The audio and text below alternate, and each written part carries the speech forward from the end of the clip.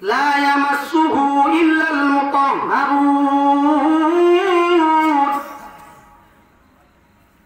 তানযীলুম মির রাব্বিল আলামিন।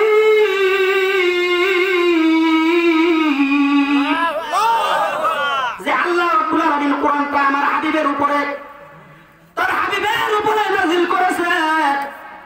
এই কোরআনটা কিন্তু সাধারণ কোনো বিষয় নয়, সাধারণ কোনো জিনিস না। আল্লাহ রাব্বুল আলামিন ডাক দিয়া বলে এই কোরআনটার বান্দা যদি ধরতে হয় তাহলে ওযু কইরা ধরা লাগবে। ঠিক না বেঠি? ওযু কইরা ধরা লাগবে। কেন? কোন জায়গা থেকে আসছে? বসে বাড়াইছে? বসে আমেরিকা থেকে সাপ্লাই হইছে? কেটা বাড়াইছে? আল্লাহ রাব্বুল আলামিন ডাক দিয়া বলেন তানজিলুম মির রাব্বিল আলামিন।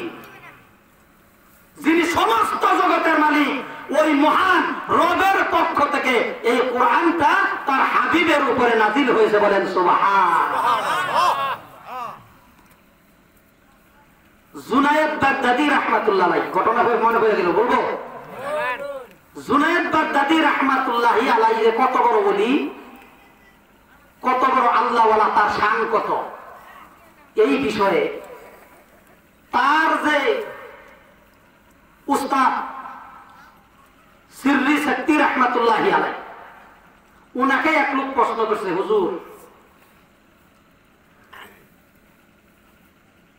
গুরুর চাইতেও কি শিষ্য কোনো সময় দামি হইতে পারে? তখন সিররি শক্তি রাহমাতুল্লাহি আলাইহি বলেন হ্যাঁ হইতে পারে। বলে কেমন? যে মনে করো আমার জুনায়েদ বাগদাদী, যে জুনায়েদ বাগদাদী হইল আমার শিষ্য। আল্লাহ পাক রব্বুল আলামিন তাকে এত ক্ষমতা দান করেছেন, আল্লাহর কাছ থেকে তিনি এত কামালিয়াত অর্জন করেছেন, যে কামালিয়াত অর্জন করার কারণে উনি আমার চাইতেও আরো বেশি মর্যাদাবান হয়ে গেছেন। বলেন সুবহানাল্লাহ, সুবহানাল্লাহ।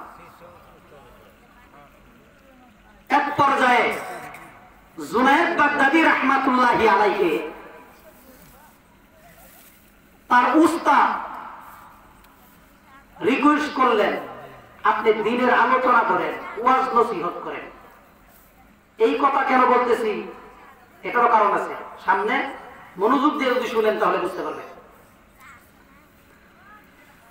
রিকোয়েস্ট করলেন বাবা জুনায়েদ তুমি ওয়াজ নসিহত করো, দ্বীনের কথাবার্তা বলো, মানুষ তোমার কাছ থেকে দ্বীন শিখবে।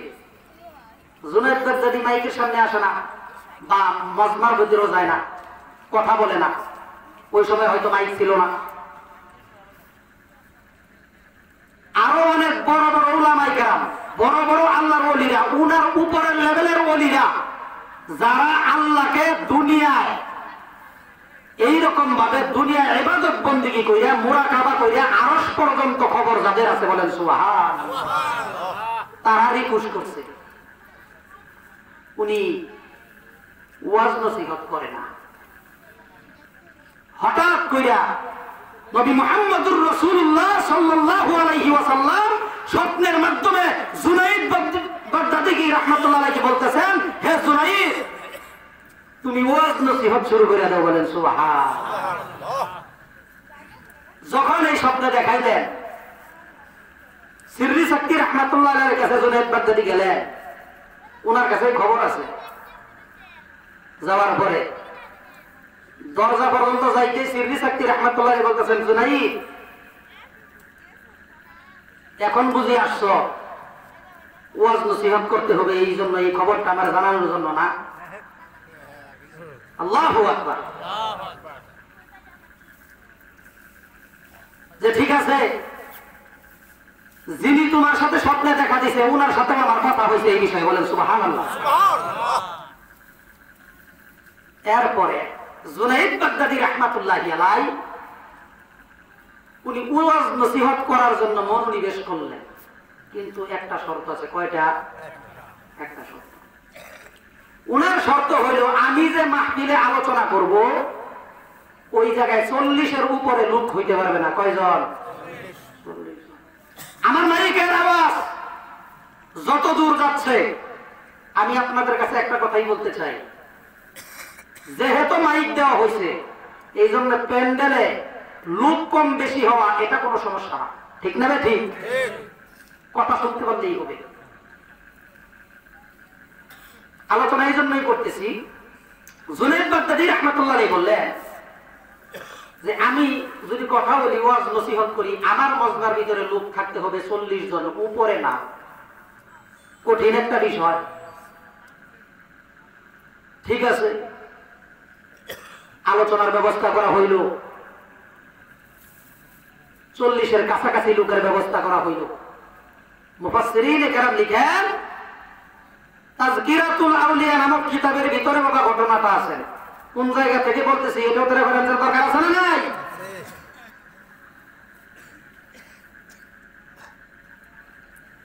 বিভিন্ন কিতাবের ভিতরে ঘটনাটা তুলে ধরেছেন। ঐতিহাসিকগণ বলেন, যখন জুনায়েদ বাগদাদী রাহমাতুল্লাহি আলাইহি আলোচনা শুরু করেছেন, কয়জন নিয়ে আলোচনা করছেন? 40 জন। কিছু দূর আলোচনা করার পরে জায়গায় 18 জন মারা গেছে। ইন্না লিল্লাহ বলেন, 18 জন মারা গেছে। রইল কয়জন? ঐতিহাসিকগণ লেখেন, জুনায়েদ বাগদাদী রাহমাতুল্লাহি আলাইহি যখন ওয়াজ নসিহত গুলো ধারাবাহিক ভাবে আলোচনা শুরু করে দিলেন, আলোচনা করার পরে এইরকম ভাবে কিছুক্ষণ সময় যখন চলে যায়, 40 জনের মধ্যে 18 জন দুনিয়া ছেড়ে বিদায় হয়ে যায়। আর 22 জন লোকের কি অবস্থা? 22 জন লোকের অবস্থা এমন হয়ে গেল, ঐতিহাসিকগণ কিতাবের মধ্যে লেখে, বলে তারা মরে নাই, আবার জীবিতও থাকে না, আধা মরা। তাদেরকে এরকম ভাবে আধা মরা যার যার জায়গায় নিয়ে তাদেরকে পৌঁছাইয়া দেওয়া হয়েছে। বলেন সুবহানাল্লাহ। কত বড় কামালিয়াত অর্জন করেছেন। এই জন্য কিয়ামত পর্যন্ত কোরআনের আলোচনা হবে, হাদিসের আলোচনা হবে। কোরআন বিরোধী কথা যারা বলবে তাদের বিরুদ্ধে উলামায়ে কেরাম সোচ্চার আছে, সমাজের প্রত্যেকটা যুবক ভাই সোচ্চার আছে। এইরকম ভাবে সর্বস্তরের দলমত নির্বিশেষে সকল মুসলমান ইমানদাররা সোচ্চার আছে। ইসলাম বিরোধী কাজ হবে, কিন্তু এর পাশাপাশি প্রতিবাদ আছে না? না। আমি আপনাদের কাছে বলতে চাই, ওয়াজ নসিহত হবে, আমরা শুনবো, মূল বিষয় হইল আমল করলাম কিনা। আমার ভিতরে যদি আমল না থাকে, সারাদিন চিল্লাইলেও, মাঠে চিল্লাইলেও শ্রোতার ভিতরে আমল থাকবে, হবে না? কথা ঠিক না বেটি? বলে মুখস্থ বয়ান কিরকম? মা বাবার বয়ান শুনতে শুনতে পিল দিয়ে ফেলাইছি, এখন করে রাড়ে না। মোবাইলের ভিতরে ওয়াজ, ইউটিউবে ওয়াজ, যেখানে যাই সেখানে বয়ান। কিন্তু মা বাবার বয়ান শুনতে শুনতে 2-4 ঘন্টার বয়ান মুখস্থ করে ফেলেছি। কিন্তু মা বাবার সঙ্গে যখন আমি কথা বলি, আমার কর্কশ ভাষায় কথা বলি, কথা ঠিক না বেঠি?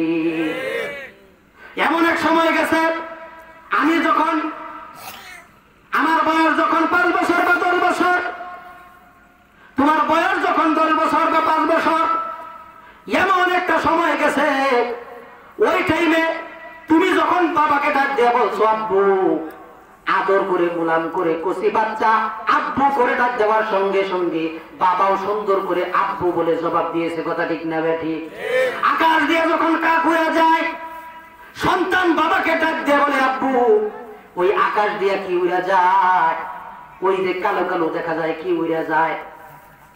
সুন্দর ভাবে, নম্র ভাবে, ভদ্র ভাবে বাবা ডাক দিয়ে বলে আব্বু, ওইটা আকাশে কাক উড়া যায়। কিতাবের মধ্যে লিখেন, এইরকম ভাবে সন্তান 11 বার বাবাকে জিগাইছে, আর বাবা 11 বার মেজাজ খারাপ করেন নাই। ব্যবহারটা সুন্দর কইরা, নম্র কইরা, 2 গালে সুমা দিয়া দিয়া, আদর কইরা কইরা সন্তানের প্রশ্নের জবাব দিছে। বলেন সুবহানাল্লাহ। এই যে 11 বার সন্তান শিখাইলো, বাবাও কিন্তু সারা কম না। ভবিষ্যৎ জিন্দেগিতে আমার শরীরের শক্তি যখন কমে যাবে, চোখের পাওয়ারটা যখন একটু কমে আসবে, যখন নাকি আমার শরীরের শক্তি কমে যাবে, যাবে, শরীরের চামড়া যখন ঢিল হয়ে যাবে, ওই সময় এই কথাটা কাজে লাগতে পারে।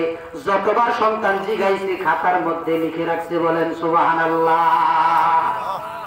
হঠাৎ করে একদিন বাবা যখন বৃদ্ধ হয়ে গেল, চোখের পাওয়ার যখন কমে গেল, শরীরের শক্তি যখন কমে গেল, তখন দেখবেন মা বাবা যদি বৃদ্ধ হয়ে যায়, কিছু কিছু সময় আবুল তাবুল বলে, এক কথা বারবার বলে, পোলাপানের মতো হয়ে যায়। পোলাপান যেরকম হয়ে যায়, বাচ্চা কাচ্চাদের আচরণ মা বাবার ভিতরে এসে যায়। আল্লাহ পাক রব্বুল আলামিন বান্দাকে এটা জানাইয়া দিছে, মা বাবা যখন বন্ধকে পৌঁছিয়া যাবে, তাদের সাথে এরকম নম্র ভদ্রভাবে কথা বলবা। তারা যে দুই এক কথা বারবার বলে, এরপরেও তাদের সাথে রাগ করা যাবে না। কথা ঠিক না বেঠি? এমন এক সময় বাবা ডাক দিয়ে বললো সন্তানকে, এ সন্তান, এই দিকে আসো, তোমার প্রয়োজন। বলে বাবা আসতেছি। একবার দুইবার তিনবার যখন ডাক দিছে, সন্তান ডাক দিয়ে বলে, এত মহা ঝামেলায় পড়ে গেলাম, বুড়া এত কেট কেট করে কে, এর সমস্যা তো আমার এখন আর সহ্য হয় না, আমাকে বুড়াই এইরকম ভাবে কেন ডাকে? তিনবার যখন ডাক দিছে, ডাক দিয়ে সন্তান বিরক্ত হয়ে গেছে। বাবা ডাক দিয়ে বলে, ওই শৈশবকালের কথা তোমার মনে আসেনি? যখন আকাশে কাক উড়িয়া যায়, ওই টাইমে সন্তান হইয়া তুমি আমি বাবাকে 11 বার প্রশ্ন করেছ, আদর কইরা যত্ন কইরা কইরা তুই গেলে সোমা দিয়া দিয়া প্রশ্নের জবাব দিছি, একবার ওরা করি নাই। ঠিক না ঠিক?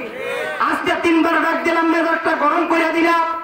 বৌমাকে যদি পাক করতে বলি, বলে এখন পাক করা যাবে না, ঠান্ডা আছে, ঠান্ডায় খাইয়া থাকেন। গরমের দিন যদি আসে, বলে এখন পাক করা যাবে না। বা যদি একটু নরম হয়, আপনি খাইয়া ফেলেন। জারি মারে, শ্বশুরকে শ্বশুর বইলে দাবি করে না, আব্বা তো ডাহেই না। বাচ্চারে কয় তোর নানারে ডাক দিলে, তোর দাদারে ডাক দিয়ে নিয়ে হয়। কথা ঠিক না বেটি? আর ভালো বংশের মেয়ে যদি হয়, সম্ভ্রান্ত পরিবারের মেয়ে যদি হয়, স্বামী যদি বাবার সঙ্গে একটু আচরণ করে ফেলে, খারাপ ধরনের আচরণ যদি করে, ভালো বংশের মেয়ে যদি হয়, আরো সান্ত্বনা দিয়ে বলবে, এত রাগ করুন ভালো না, উনি কি আপনার জন্মদাতা পিতা নন? উনি কি আপনার গর্ভধারিণী মা নন? উনারা দুই চারটা কথা এদিক সেদিক বললে বলুক না, মুরব্বী মানুষ, সমস্যা কি? এমন মহিলা যদি সমাজের ভিতরে গড়ে গড়ে হয়ে যায়, আল্লাহ পাক রব্বুল আলামিন ওই সমস্ত সৎ মহিলাদের উপরে তার রহমত নাজিল করতে থাকে। বলেন সুবহানাল্লাহ।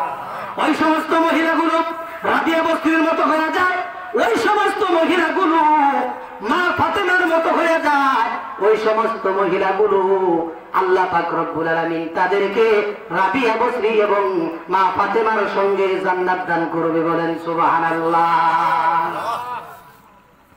আমার ভাইরা, আমার বন্ধুগণ, আল্লাহ রাব্বুল আলামিন মা বাবার সঙ্গে যে আচরণগুলো করার জন্য বলেছে,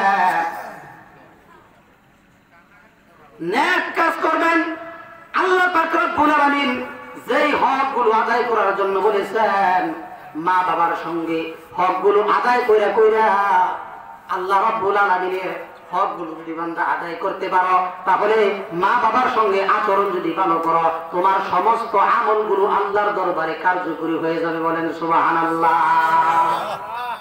মা বাবার সঙ্গে যদি ভালো আলোচনা করো, মা বাবার সঙ্গে সুলভ আচরণ যদি করো, আম্মু আপনার শরীরটা ভালো আছে নি, ডাক্তার দেখাইছেন নি, এইরকম ভাবে ফল বল কিনে নিয়া মা বাবার মুখের মধ্যে যদি দেন, আল্লাহ রাব্বুল আলামিনের কাছে অন্তর থেকে দোয়া করলে আল্লাহ পাক রব্বুল আলামিন তার নিয়ামতে ভরা জান্নাতে আপনাকে প্রবেশ করাবেন। এই জন্য বলি, মা বাবা যদি তোমার প্রতি খুশি হয়ে যায়, আল্লাহ তোমার প্রতি খুশি, তাহলে তুমি হজ সমস্যা না থাকলে নামাজ পড়বা কবুল হবে, অন্য সমস্যা না থাকলে। এই জায়গায় আবার আরেক আলোচনা, ইন্নাস সালাতা তানহা আনিল ফাহশাই ওয়াল মুনকার, সকল প্রকার বেহায়াপনা, খারাপ কাজ, নির্লজ্জ কাজ থেকে নামাজ বিরত রাখে। দুঃখের বিষয় হইল নামাজ এমন নামাজ আমি পড়ি, যে নামাজ পড়ি এর পাশাপাশি একটু একটু ঘুষ খাই, আছে না নাই? নামাজ পড়ি 5 ওয়াক্ত, 5 করলে টুপি লাগাইছি, ডজন খানি খরচ করছি। এরপরে যদি বলা হয় কেমন আছেন, বলে আলহামদুলিল্লাহ ভালো। বলে কেমনে? 2 লাখ টাকা সমাজের ভিতরে আছে হুজুর, মাসে মাসে এর বেনিফিট পাই, ওটা দিয়ে চলতেছি, আছে না নাই? কবুল হবে নি হজ? নামাজ পড়লে নামাজ কবুল হবে নি? কবুল হবে না। সুদ খাইয়া যদি মরিয়া যাও, তওবা না যদি করিয়া যাও, যা করবা সব বরবাদ। মা বাবার সঙ্গে আচরণ খারাপ করছো, সব বরবাদ। তবে সব কিছু ঠিক রাখার পরে সুদ খায় না, ঘুষ খায় না, লাইন মতন চলার চেষ্টা করে। এরপর আরেকটা ভেজাল আছে। আল্লাহ রাব্বুল আলামিন বলেন, ওয়ারাতিলিল কুরআনা তারতিলা, তারতিলের সঙ্গে কোরআনটা তেলাওয়াত করবা। সহি শুদ্ধভাবে যদি কোরআনটা বান্দা তেলাওয়াত করতে না পারো, তাহলে তোমার ইবাদত বন্দেগী হবে না। আর যদি চেষ্টাও না রাখো তাহলে হবে না। চেষ্টা যদি রাখো, আল্লাহ রাব্বুল আলামিন ইচ্ছা করলে কবুল করতে পারে। আল্লাহ পাক রব্বুল আলামিন আপনাকে আমাকে যে কথাগুলো বললাম নিজে আমল করতে পারি।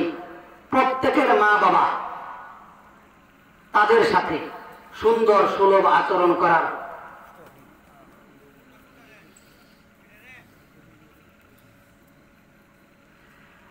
তাদের সাথে সুলভ সুন্দর আচরণ করা, নম্র ভদ্রভাবে তাদের সাথে কথা বলা। আপনাদের করজোরে আপনাদের কাছে আমি পায়ে হাত রাখিয়ে বলিয়ে যাই, আপনাদেরকে নিয়ে দোয়া করব। আল্লাহ পাক রব্বুল আলামিন 3 শ্রেণীর লোকের দোয়া ফিরাইয়া দেয় না। জোরে বলেন কয় শ্রেণী? 3 শ্রেণী। একটা হইল মুসাফিরের দোয়া। কার দোয়া? মাজলুমের দোয়া। যে জালেম সবল হইয়া দুর্বলের উপর অত্যাচার করছেন। আর মা বাবা যদি সন্তানের জন্য দোয়া করে, দোয়া করতে দেরি আমার আল্লাহ পাক রব্বুল আলামিন তার দোয়া কবুল করতে দেরি করে না। জোরে বলেন সুবহানাল্লাহ। দেরি করে না। মা বাবার দোয়া এত কারেক্ট, শেষ করে দিব। ইমাম বুখারী রাহমাতুল্লাহি আলাইহি, যিনি বুখারী শরীফ লেখছেন, উনি শৈশবকালে জনাবে মুহাম্মদুর রাসূলুল্লাহ সাল্লাল্লাহু আলাইহি ওয়াসাল্লাম যেরকম এতিম ছিলেন, বাবা মারা গেছিল, ওনারও মারা গেছে। মারা যাওয়ার পরে একদিক দিয়া স্বামী মারা গেছে, এই বিরহ হবে তাই কাতর, আরেক দিক দিয়ে এই সন্তানগুলো ছোট, মায়ের টেনশন। কিছুদিন পরে আমরা ইমাম বুখারী রাহমাতুল্লাহ আলাইহি চোখটা বন্ধ হয়ে গেছে।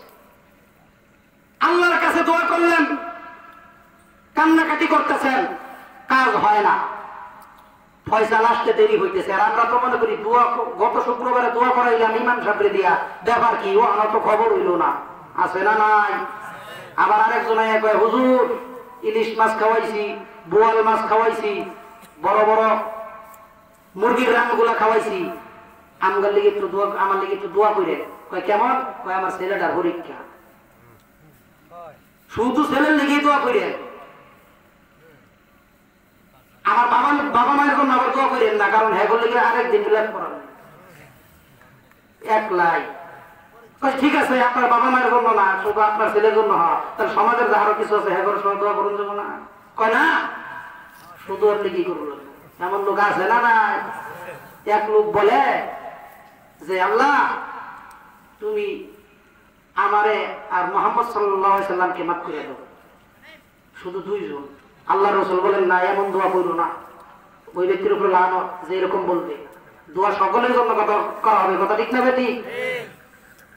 এই জন্য ইমাম বুখারী রাহমাতুল্লাহি আলাইহি অন্ধ হয়ে গেলেন।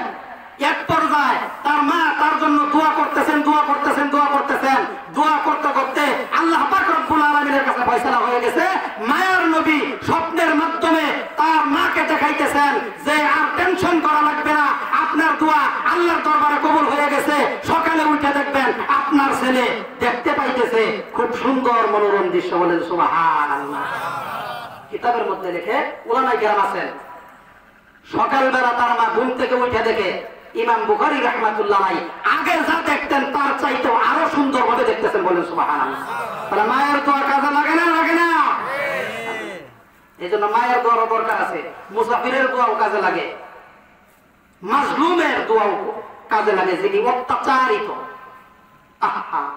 এই জন্য কাউকে কষ্ট দিবেন না। সবল হইয়া দুর্বলকে কষ্ট দিতে নাই। হক হালালি ভাবে চলার চেষ্টা করবো ইনশাআল্লাহ। মায়ার নবী বলেন আস-সাদাকাতু তারুদ্দুল বালা, দান সদকা করলে কি হয়? হঠাৎ মৃত্যু আছে না আমাদের, হঠাৎ মৃত্যু। রাস্তা দিয়ে যাইতেছি, এই যে দূরে দূরে সফর করি, কালকে মাহফিল আছে গাজীপুরে, দূরে সফর করি, মনে করেন আমাদের দিয়ে দেখাই রাস্তা দিয়ে হাইটা যাইতেছি, হঠাৎ করে এক বাস আসছে, মানে আচমকা আসার পরে জায়গায় শেষ, লাশ মারি দিব দূরের কথা, চেষ্টা করে দিয়েছে। আচ্ছা, এত দ্রুত গতিতে যে মানুষটা মারা যায়, ওই মানুষটার কি জান যে বাস চালাইছে হ্যাঁ কবজ করছে না আজরাইল? কথা জুড়ে বলেন আজরাইল। তাহলে এই কঠিন মুহূর্তে, এই অবস্থায় যেই লোকের জানটা বাহির করা হয়, আপনি কেমন মনে করেন? সাধারণ না অসাধারণ? সহজ না কঠিন? মায়ের নবী বলেন আস-সাদাকাতু তারুদ্দুল বালা, আল্লাহর রাস্তায় যে সমস্ত বান্দা বান্দীরা দান করবে, আমার উম্মতরা দান করবে, তাদের জন্য হঠাৎ মৃত্যু থেকে আল্লাহ পাক রব্বুল আলামিন তাদেরকে রেহাই দিবেন। বলেন সুবহানাল্লাহ। হঠাৎ মৃত্যু হবে না, গাড়িতে মৃত্যু, পানিতে মৃত্যু, আগুনে মৃত্যু। বেশি বেশি করে কি আল্লাহর কাছে দোয়া করা যে আল্লাহ শেলটার হালতে আমাকে মৃত্যু দিও, হ্যাঁ ইবাদত বন্দেগী করা অবস্থায় আমাকে মৃত্যু দিও। এই অবস্থায় আল্লাহর কাছে বেশি বেশি করে দোয়া করা, তাহাজ্জুদের নামাজ আদায় করা। আর যাহা কিছু বললাম সব কিছু কবুল হবে কোন সময়? মা বাবার কষ্ট দিলে না, বউ ফিরাইলে, এগুলো ঠিক রেখে। এই জন্য মা বাবাকে কষ্ট দেওয়া যাবে না। মা বাবার সাথে যে আচরণ সুন্দরভাবে করা দরকার সেটা আমরা করব ইনশাআল্লাহ। কে কে মা বাবার কদর আজকে থেকে করবেন? আর আমি জানি না কে কাউ মা বাবাকে কষ্ট দিচ্ছেন। হ্যাঁ, আমি আপনাদের কাছে কি করলাম, একটা আবদার জানাইয়া যাই, হ্যাঁ পায়ে ধরে বলে যাই, যদি কেউ কষ্ট দিয়ে থাকেন আজকে যাইয়া মা বাবার কাছে মাফ নিবেন। হ্যাঁ, কে কে রাজি আছেন? হাত উঠান, হাত উঠান। আল্লাহ কবুল করুক। সকলে বলে আমি হাত নামান। এই জন্য আল্লাহর রাস্তায় দান করা দরকার আছে না নাই? হঠাৎ মৃত্যু থেকে বাঁচা দরকার আছে না নাই? যদি দরকার থাকে তাহলে কার পকেটে কি আছে আমি জানি না, যদি পকেটে টাকা থাকে, আপনারা এই প্রতিষ্ঠানকে মহাব্বত করেন অনেক, আমি জানি। আমি মুসাফির মানুষ, অনেক দূরের থেকে আসছি, আবার যাইতে হবে। হ্যাঁ, এই জন্য আপনাদেরকে নিয়ে আমি দোয়া করব। যার কাছে টাকা আছে মেহেরবানি করিয়া দান করার চেষ্টা করবেন। লোকজন যাবে, আপনারা মেহেরবানি করে একটু দেওয়ার চেষ্টা করবেন ইনশাআল্লাহ। আল্লাহ পাক রব্বুল আলামিন আমাদের দানকে কবুল ও মঞ্জুর করুক। সকলে বলে আমিন। এটা চালু করি। মায়ের নাম ইনকাতা আমালুহু, মায়ার নবী ডাক দিয়া বলে ইযা মাতাল ইনসান, যখন মানুষ মারা যায়, ইনকাতা আমালুহু, এই জায়গায় আমলের কথা বলা হয়েছে। তার মানে আমল বলতে দুই প্রকার। আমল কয় প্রকার? একটা নেক আমল আর একটা হইল বদ আমল। একটা হইল গুনাহে জারিয়া, আরেকটা হইল সদকায়ে জারিয়া। আরেকটা কি? সদকায়ে জারিয়া। এখন গুনাহে জারিয়া করবেন না সদকায়ে জারিয়া করবেন? ইল্লা বিসালাসাতি, সাদাকাতিন জারিয়াতিন আও আমালুন সালিহুন আও ওয়ালাদুন সালিহ। কয় তিনটা জিনিস বাকি থাকে। মানুষ যখন মারা যায়, মারা যাওয়ার সঙ্গে সঙ্গে পালাও করতে পারে না, খারাপও করতে পারে না, ইচ্ছে করলে তাহাজ্জুদের নামাজ পড়তে পারে না, ইচ্ছে করলে সিনেমা দেখতে পারে না, বন্ধ হয়ে যায়। কিন্তু তিনটা জিনিস বান্দার জারি থাকে, সদকায়ে জারিয়া, নেক আমল এবং নেক সন্তান। বলেন সুবহানাল্লাহ।